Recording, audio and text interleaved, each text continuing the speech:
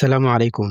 Sanadkii 1946 markii dagaalkii labaad ee adduunka dhammaaday, dunida waxay gashay xaalad dib u dhis iyo siyaasado dhaqaale oo iskhilaafsan. Dowlado badan waxay bilaabeen barnaamijyo dhaqaale oo ay ugu magac direen shaqo abuur iyo kobcinta dhaqaalaha shacabka.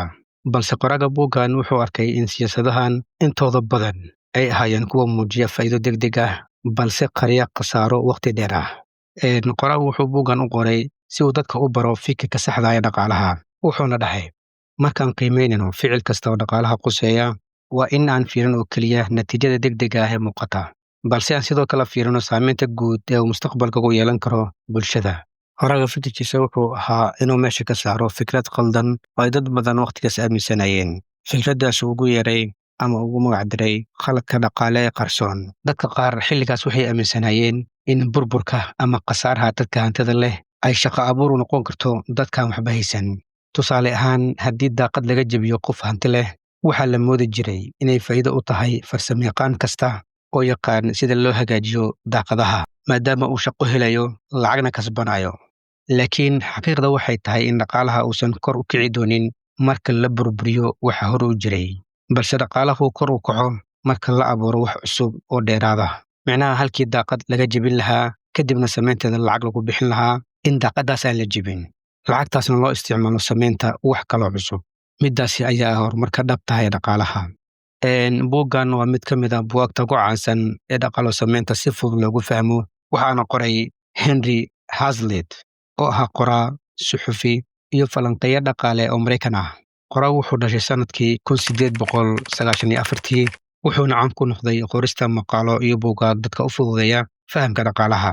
Wuxuu ka shaqayn jiray warbaahinada waaweyn sida The New York Times iyo The Wall Street.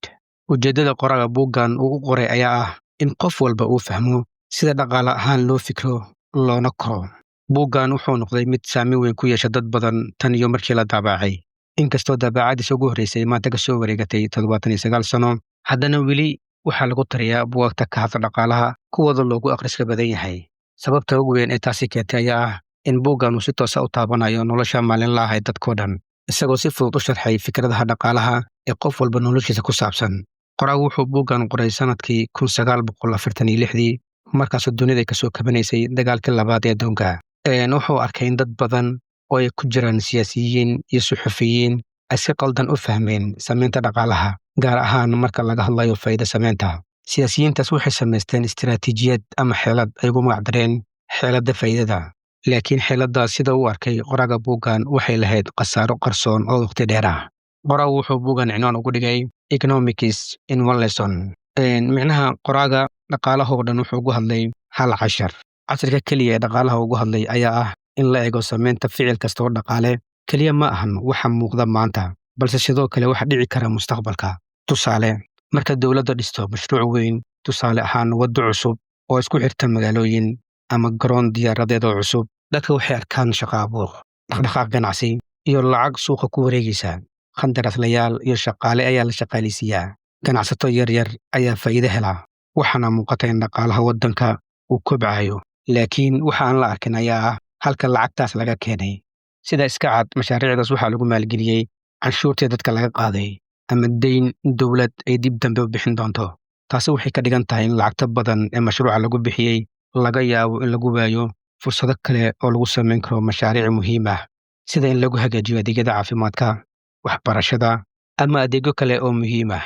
Tusaale ahaan, haddii dowladdu 20 milyan ay ku bixiso dhismaha garoon cusub, lacagtaasi waxaa laga yaabaa in lagu dhisi lahaa 20 dugsi iyo 10 isbitaal oo markaasi shacabka baahi badan u qabaan. Marka laga eego muuqaalka kore, garoonku wuxuu u muuqdaa horumar. Laakiin haddii aan dhinac kale ka eegno, waxaa laga yaabaa in bulsho badan ay weli ka maqan yihiin adeegyo aasaasi ah. Inkastoo mashruuc walba uu abuuro shaqooyin iyo dhaqaale muuqda, haddana waxaa muhiim ah in la fahmo in dhaqaalaha dhabta ah uu yahay isku dheelitirnaanta mashaariicda. Fikraddan waxay inoo sheegaysaa in horumarka dhabta ee dhaqaalaha inuu yahay mid lagu sameeyo qorshe, caqli iyo cadaalad. Sidoo kale, qoraga wuxuu ka hadlay in canshuurta iyo kharashaadka dowladda ay ka qaado shacabkeeda ay tahay arrin muhiim ah, balse loo baahan yahay in canshuurtaasi noqoto mid ay xamili karaan shacabka. Qoragu wuxuu tilmaamay in marka dowladda ay mashruuc kharash garayso, dadka badankooda ay u fahmaan in mashruucaas kharashaadkiisa dowladda ay bixisay, laakiin cidda dhab ahaantii lacagtaas bixisay lama fiiriyo. Lacagtaas si dhaba waxaa u bixiyey shacabka la canshuuray oo hantidooda laga qaaday si mashruucaas loo maalgeliyo. Sidaa darteed, marka dowladda lacag bixiso, ma abuurayso dhaqaale cusub, balse waxay dib u qaybinaysaa lacagtii ay shacabka ka qaaday. Lacagtaas dowladda waxay ka qaaday dadka leh ganacsiyada noocyadiisa kala duwan, gawaarida, taksiyada, guryaha iyo waxa la midka ah. Haddii dadkaas lacagta laga qaaday ay haysan lahaayeen ama wax yar laga qaadi lahaa, inta u soo hartay waxay ku maalgashan lahaayeen ganacsi cusub, waxayna ku abuuri lahaayeen shaqooyin kale ama waxay ku qarash gareyn lahaayeen waxyaabo faa'iido u leh bulshada. Sidaa awgeed, dhaqaalaha dhabta ah ma kobco marka dowladda si arxan-darro ah shacabkeeda u canshuurto, balse wuxuu kobcaa marka lacagta si xor ah ugu dhex wareegto gacanta dadka wax soo saara. Sababtoo ah dadkaas lacagta waxay ku abuuraan fursado shaqo, ganacsi iyo hal-abuur cusub oo dadka u horseeda horumar u waara. Marka qofka ganacsadaha ah ama beeraleyda ah ama farsamayaqaanka ah uu helo xorriyad dhaqaale, wuxuu lacagtiisa u isticmaalaa sidii uu u ballaarin lahaa wax soo saarkiisa, u shaqaalaysiin lahaa dad kale, una kordhin lahaa dakhliga guud ee bulshada. Taasi ayaa horseeda horumar, shaqo abuur iyo nolol wanaagsan. Laakiin marka dowladda canshuur adag ama aan cadaalad ahayn ay ku soo rogto shacabkeeda, dhaqaalaha wuxuu bilaabaa inuu si otomaatig ah u istaago. Dadka wax soo saarana waxay lumiyaan kalsoonidooda. Ganacsiyada yaryar way burburaan, hal-abuurkiina waa dhammaadaa. Shacabkana waxaa ku dhaca niyad jab, waxayna noqdaan kuwo sabool ah. Lacagta canshuurta ee la ururiyo waxay ku dhammaataa gacmo dad yar ay leeyihiin ama mashaariic aan wax soo saar dhab ah lahayn. Sidaas darteed, kobaca dhaqaale ee waara wuxuu ka bilaabmaa xorriyadda dhaqaale. Marka dowladdu dhiirigeliso hal-abuurka, ilaaliso hantida gaarka ee shacabka, isla markaana u oggolaato shacabka inay si xor ah u isticmaalaan lacagtooda si ay u abuuraan fursado wanaagsan oo loo wada siman yahay, arrintaasi waxay sababtaa in bulshada oo dhan ay ku noolaadaan nolol barwaaqo iyo horumar dhab ah leh. Qoraaga sidoo kale wuxuu buuggiisa uga hadlay sicir bararka lacagta. Qoraagu wuxuu si cad u iftiimiyey khatarta sicir bararka, isagoo sharxay in dowladaha qaarkood ay ku fikiraan in daabicda lacagta badan ay noqon karto xalka dhaqaalaha.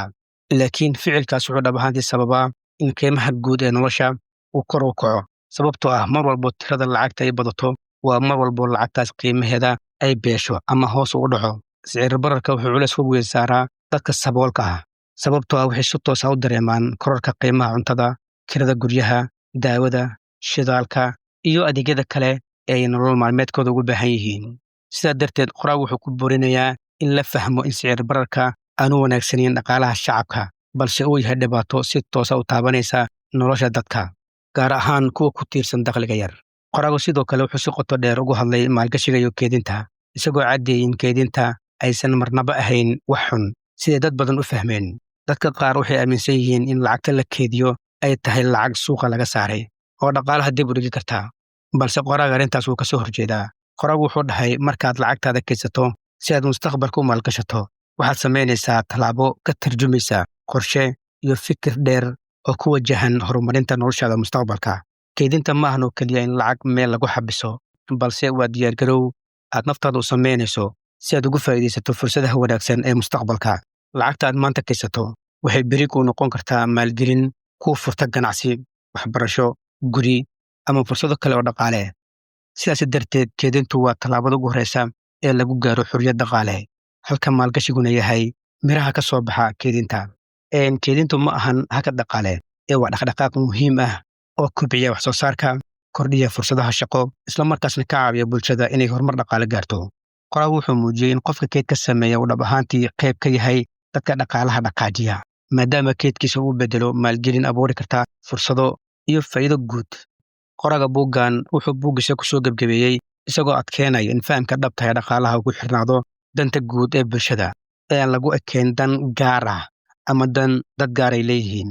Wuxuu kaloo sheegay in ficil kasta oo dhaqaale uu leeyahay laba weji: weji maanta muuqda iyo weji mustaqbalka soo bixi doono. Wuxuu kaloo ka digay in siyaasiyiinta badankood ay sameeyaan mashaariic natiijo degdeg ah leh, laakiin mustaqbalka keeni kara dhibaatooyin iyo khasaarooyin. Khasaarahani waxay noqon karaan canshuur kordhin, sicir barar, hoos u dhac wax soo saarka, ama culays dhaqaale oo ku soo noqda dadka shacabka.